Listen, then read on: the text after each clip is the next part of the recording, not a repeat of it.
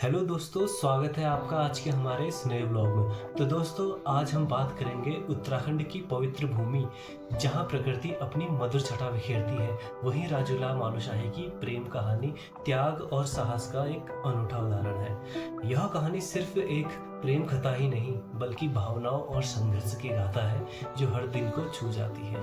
स्थानीय लोक कथाओं के अनुसार बैराठ यानी वर्तमान चौखुटिया के राजा दुल्हा शाह थे जिन्हें कोई संतान नहीं थी।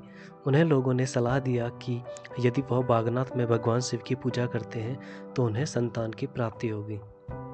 बागनाथ यानी बागेश्वर में दुल्हा शाह की भेंट एक निसंतान दंपत्ति सुनपति सौ से होती है तथा वे दोनों आपस में तय करते हैं कि यदि एक को लड़का और दूसरे को लड़की हुई तो वे दोनों का विवाह कर देंगे।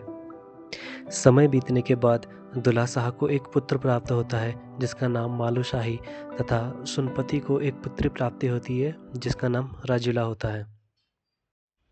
ज्योतिषियों ने राजा दुल्हा शाह को बेटे की अल्प मृत्यु का योग बताया और उन्हें एक छोटी लड़की से विवाह कराने की सलाह दी। हालांकि दुल्हा शाह वादे को याद रखते हुए सुनपति के पास जाते हैं और राजूला मालूशाही का प्रतीकात्मक विवाह करते हैं। इसी बीच राजा दुल्हा शाह की मृत्यु हो जाती है।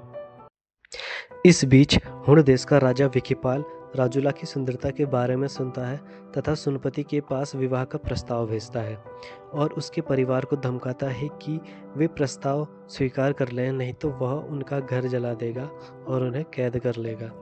हालांकि राजूला इस प्रस्ताव को स्वीकार नहीं करती है। इसी बीच एक दिन राजूला अपनी माँ से सहज सवाल करती है कि माँ, दिशाओं में कौन दिशा प्यारी, पेड़ों में कौन पेड़ बड़ा, गंगाओं में कौन गंगा, देवों में कौन देव, राजाओं का कौन राजा और देशों में कौन देश। तथा राजूला की माँ जवाब में कहती है, दिशाओं में प्यारी पूर्व दिशा जो पृथ्वी को प्रकाशित करती है, पेड़ों में पीपल सबसे बड़ा, उसमें देवता वास करते हैं, गंगाओं में सबसे बड़ी भागीरथी जो सबके पाप धोती है, देवों में सबसे बड़े देव महादेव जो आशुतोष हैं, राजाओं में राजा मालूशाही और देशों में देश रंगीलो बैराठ। यह सुनकर राजूला प्रतीकात्मक विवाह की अंगूठी लेकर रात में भाग निकलती है और मुंशारी से यात्रा करते हुए नदी नाले पहाड़ पार कर बागेश्वर से होते हुए बैराठ पहुंचती है। लेकिन मालूशाही की माँ को राज दरबार की याद आ जाती है। वह सोई हुई बूटी का प्रयोग कर मालूशाही को बेहोश कर देती है।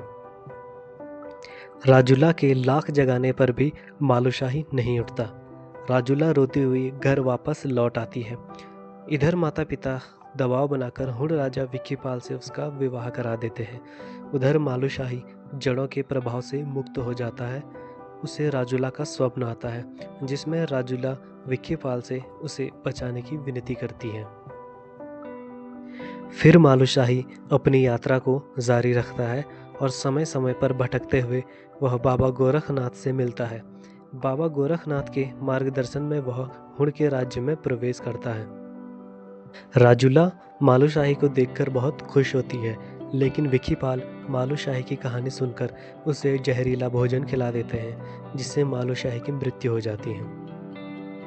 हालांकि कुछ संस्कृतियों में एक अलग अंत का उल्लेख है जो यह सुझाव देता है कि मालूशाही की मृत्यु नहीं हुई।